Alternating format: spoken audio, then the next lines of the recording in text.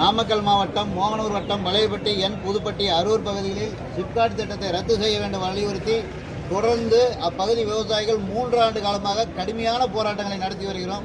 இந்த சூழ்நிலையில் இதுவரை 120 அறவழி போராட்டங்கள், இன்றோடு 121வது அறவழி போராட்டமாக புதிதாக பொறுப்பேற்றுள்ள மாவட்ட ஆட்சித்தலைவர் அவர்களை நேரில் சந்தித்து மனு அளிப்பதற்காக காவிரி ஆற்றில் இருந்து நூற்றுக்கணக்கான தீர்த்த குடங்களுடன் நேரில் வந்து மனு அளிப்பதற்காக இங்கே வருகை தந்தோம். மாவட்ட ஆட்சித்தலைவர் எங்களை சந்திக்கவில்லை. அதற்கு பதிலாக மாவட்ட வருவாய் அலுவலர் எங்களை சந்தித்து எங்களுடைய மனுக்களை பெற்றார். இருப்பினும் இதுவரை சிப்காட் நிறுவனம் தமிழகத்தில் பல்வேறு இடங்களில் விவசாய நிலங்களை கையப்படுத்தவில்லை என்று தெரிவித்தாலும் கூட தொடர்ந்து மறைமுகமாக விவசாயிகளை அச்சுறுத்தி பல்வேறு வகையில் விவசாய நிலங்களை பிடுங்க வேண்டும் என்பதற்காக தொடர்ந்து இதுபோன்ற நில எடுப்பு சட்டத்தை தவறாக பயன்படுத்தி இதுவரை 49,990 ஏக்கர் நிலங்களை எடுத்திருக்கிறார்கள். ஆனால் அதில் 15,000 ஏக்கர் நிலங்களில் மட்டுமே தொழிற்சாலை அமைக்கப்பட்டுள்ளது.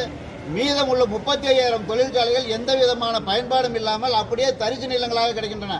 இவ்வாறு இருக்கும்போது நாமக்கல் மாவட்டத்தில் 2021ஆம் ஆண்டு திருந்திய நிதிநிலை அறிக்கையில் அப்போதைய சட்டமன்றத்தில் 10 மாவட்டங்களுக்கு சிப்காட் அமைக்கப்படும் என்று தெரிவித்தார்கள். அந்த 10 மாவட்டங்களில் குறிப்பாக வறட்சி, தொழில் துவங்காத மாவட்டங்கள், தொழில் முன்னேறாத மாவட்டங்கள் என்று தெரிவித்தார்கள். ஆனால் நாமக்கல் மாவட்டத்தில் ஏற்கனவே 2000 தொழிற்சாலைகள் இருக்கின்றன.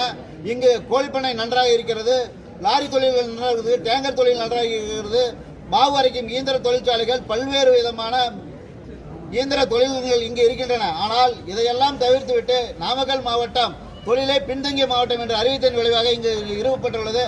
அது மட்டுமல்லாமல் நேற்று கூட நம்மளுடைய திராவிட முன்னேற்ற கழகத்தினுடைய கிழக்கு மாவட்டத்தினுடைய பல ஆண்டு சாதனையில் 4 ஆண்டு சாதனையில் சொல்லியிருக்கிறார்கள்.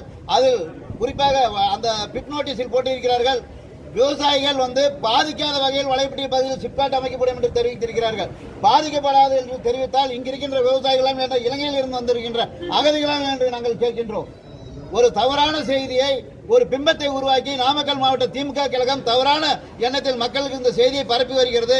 நாங்களும் இதற்கு மாறாக பிட் நோட்டீஸ் அளித்து விவசாயிகள் 3 ஆண்டு காலமாக எவ்வளவு கடுமையாக பாதிக்கப்பட்டிருக்கிறோம் என்பதை ஒவ்வொரு வீடாக நாங்கள் கொண்டு செல்வதற்கு நாங்கள் திட்டமிட்டு இருக்கின்றோம். நாளை தமிழகத்தினுடைய துணை முதல்வர் நாமக்கல் வருகை தருகிறார். அவரை சந்தித்து மனு அளிக்கின்றோம். அவர் ஏற்கனவே இதுவரை 3 முறை மனு அளித்து விட்டோம். எந்த விதமான நடவடிக்கையும் இல்லை. கண்டிப்பாக இங்கு நடக்கின்ற விவசாயிகள் படுகின்ற இன்னல்கள் தமிழக முதல்வருக்கு இதுவரை கண்டிப்பாக தெரியவில்லை.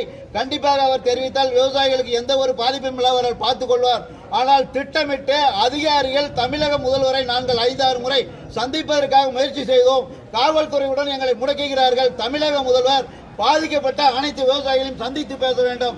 அவர் சந்திக்க பேசவில்லை என்றால் வருகின்ற 2026 தேர்தல் கண்டிப்பாக அவருக்கு மிகப்பெரிய தோல்வியை தேவையில்லும். அதற்கு இந்த அதிகாரிகளும் அரசியல்வாதிகளும் அதற்கு முழு பொறுப்பேற்க வேண்டும். விவசாயிகளை தொடர்ந்து அச்சுறுத்தி நசுக்கி வருகிறார்கள். எங்களுடைய போராட்டம் இன்னும் வருங்காலங்களில் கடுமையாக இருக்கும். கே. பாலசுப்ரமணியன், விவசாய முன்னேற்ற கழக மாநில பொதுச் செயலாளர்.